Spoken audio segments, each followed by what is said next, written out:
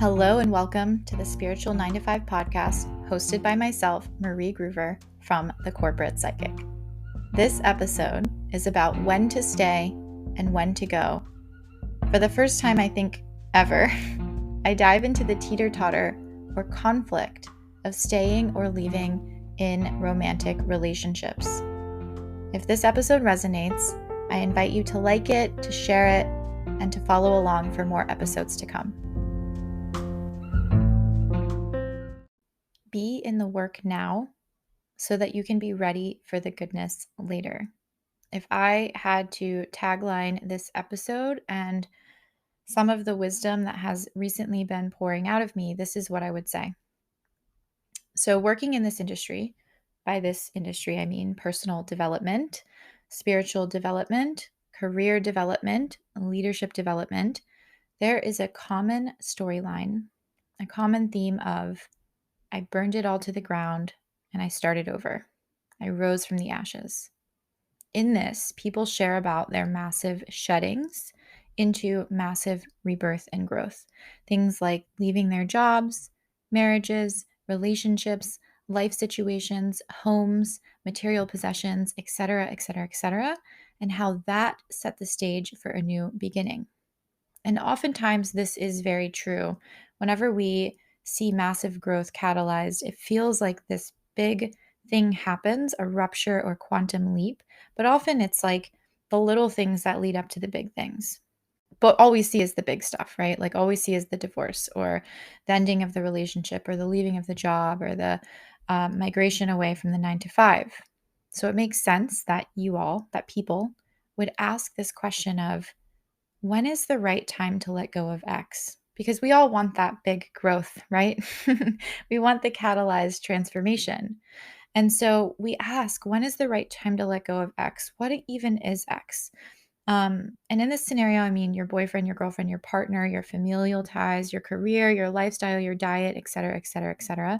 And I love this question. It's an excellent question that I really like to answer because I don't believe that stepping out is the only or even the best way up or onward or forward. It is true that we evolve beyond many of the relationships, scenarios, lifestyles, people, places, work, etc. in our lives, and that there does often come a time to bow, to honor to whatever shell we are currently in and to step forward into something bigger, something more expansive, something more authentic to who we are and who we are becoming. And if we consciously step out of something and consciously step into something new, even before we are ready, or especially before we are ready, we actually risk repeating the same cycle of behavior, actually slowing our growth and expansion in some pretty deep ways. Now, this seems contradictory or maybe against the grain, but an example would be, have you met the person who does more personal development than anyone else you know, but like still isn't fully satisfied with their life or their self or the way in which they or others operate in the world? Are you that person? Yeah. So there is surface level personal development, which can be conscious and can only go so deep, while it also goes vastly outward. So it's the personal development work that we see on the outside at the surface level and sometimes goes a little bit deep, but maybe not all the way, right? And then there is the development that comes from inside of you, that starts from inside of you. And it can be catalyzed externally by coaching or courses or group programs, but actually only requires you, does not require anything or anyone outside of yourself. Now, if you're listening, and if you have listened to any of my other episodes, you know already that I believe that purpose, fulfillment, joy, worth, success all come from within. That is, we start inward and we work our way outward. And this is where and how we connect with ourselves, with true happiness, with fulfillment, with deep self worth, with confidence, in joy. I also believe that this is true and extends into our evolutionary process. And in that, to get the most out of our own evolution, expansion, growth as beings, our development, we start where we are and then we work our way out. So when someone comes to me and says, I can't be authentic at work or in my relationship, I am restricted, I need to quit, I need to break up with this person, I need to or I should walk away, etc., etc., it really piques my curiosity. And again, sometimes we do need to walk away to grow. And and much of the time, I think to truly evolve at a deep level, we start where we are. Yes, in the job that restricts us, in the relationship where we feel that we cannot express, in the situation that does not seem to be serving us or growing us or lifting us, because it is no one else's job to lift you up. And if you can lift yourself where you are going to learn all the lessons that you need to fully complete the cycle that you are in. And if you master the situation while you are in the situation, you'll never have to come back to it again. So then you'll move from small shell to one massive new shell that you can fully fill and receive from. Whereas if you just pop out of job, into the next thing, into the next school or class or relationship, into the next relationship, or thing to thing to thing to whatever the thing is, you will also grow and expand, but it will be incremental each time. And it may or may not be at that deep level, but might look like, again, the person who does all the personal development in the world, but is still not fully satisfied. And you can do this in the quantum leap, it will come because you're still going to be learning and growing and expanding, but it might take years to manifest. Now, for some people, this is the process, and it is a beautiful cycle of experiences. On so many levels, I resonate with it. But if you start where you currently reside, you won't evolutionarily move in a way that causes any sort of conflict in your heart. What I mean is, you won't be conflicted about whether or not to leave your partner, your career, your home, your state, your country, whatever. You'll move into the new shell, your new way of being, because you have literally expanded so far beyond the small shell that it just makes sense. It's no longer a question. The teeter-totter is gone, right? It doesn't exist. So there are two things to talk about with this. The first is the general how. How do we grow and evolve in a situation or environment that feels like it's keeping us at a low frequency or pressing us down? And the second is where we get stuck when we go this route. Remember, we work from within. When we do this, when we work from within, the outcomes naturally follow. When our internal environment has evolved, the external environment will reflect that. So, in these two topics, I want to speak specifically to one particular type of scenario that I see a lot: romantic relationships. Because this is a question I get a lot of questions on, and until now, I haven't really voiced wisdom, which is the same wisdom that I would use for non romantic scenarios, such as career, by the way, that addresses this area. So, here's a common scenario: I'm in the middle of a spiritual awakening, and my partner doesn't get it. I don't think that they are going to get it. I don't know if this relationship is right for me or not anymore. I feel like I have outgrown this partnership. Or, same scenario, but slightly different words: I wish my partner could see and understand what I'm going through and experiencing. I wish my partner were interested in the same things as me. It would be so amazing to have a partner who is also awakening or on the same path. I love this person deeply. I don't know what to do. I'm not sure that I can grow in this relationship the way that it is. I don't know that I can grow with this person anymore. Well, that's the scenario, by the way. I'm not talking about myself. Although I have been in this scenario before. And you can just leave. You can. And you'll figure it out. I have no doubt. And if you're listening right now, you already know if this is the right thing for you or not. if you're even in this situation. I'm not going to advise either way, but the opportunity, if you stay, is this: your relationship and the outcome of your relationship is external to your being. And it's also at the surface of what's really going on, AKA, it's just the tip of the iceberg. If you focus on what you want on an external surface level and then try to strategize around it, you will likely fall short in the actual receival of what it is that you want. You'll miss the buck. So, when you are in this situation, ask yourself, what is it that you really want? Try to go beyond the external, tangible, material desires, AKA, I want a partner that, dot, dot, dot. That's not deep enough. That's too surface level, too external, too tangible. What's beneath that desire? Do you want to be seen and heard? Do you want to be witnessed in your transformation? Do you want to be understood? Do you want support? What does support look like? Do you want validation? What does validation look like? What is it that you're desiring on the deepest level within your relationship? And even deeper than this, what is it that you are desiring on the deepest level within yourself?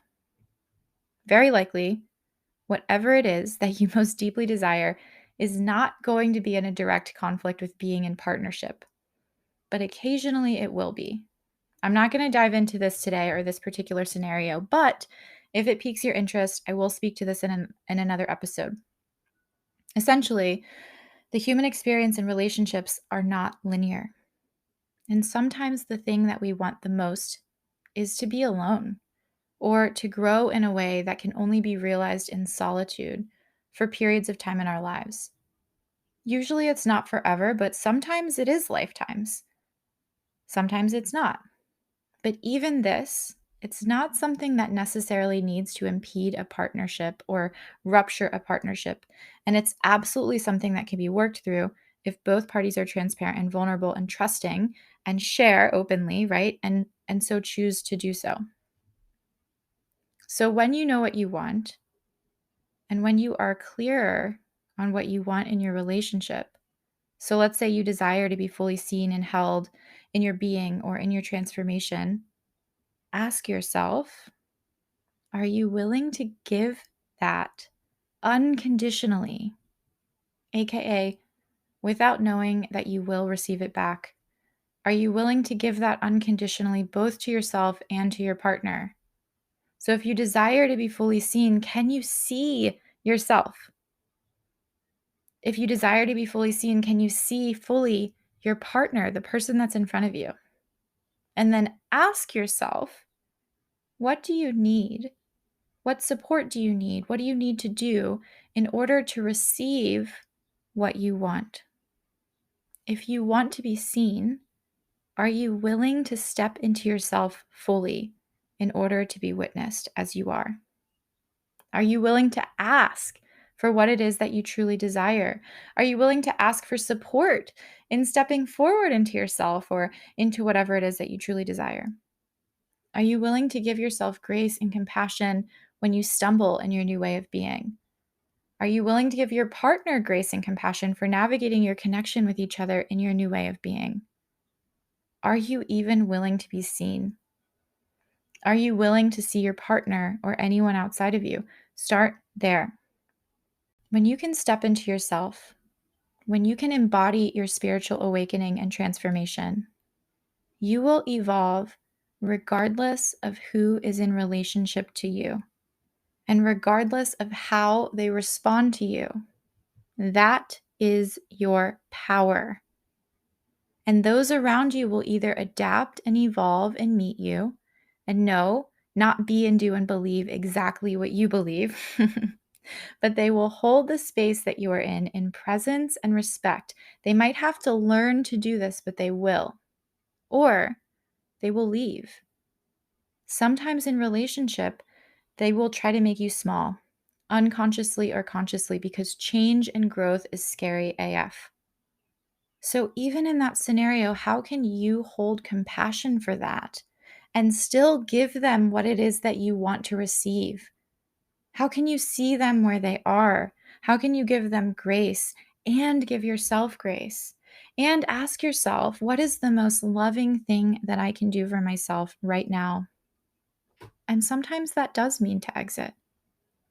But when you are in that place of deep love and connection with yourself, and this deep love will echo out for your partner and those around you as well, you will know without a doubt whether or not you want to be in that relationship, whether or not that relationship is or will serve you at your highest.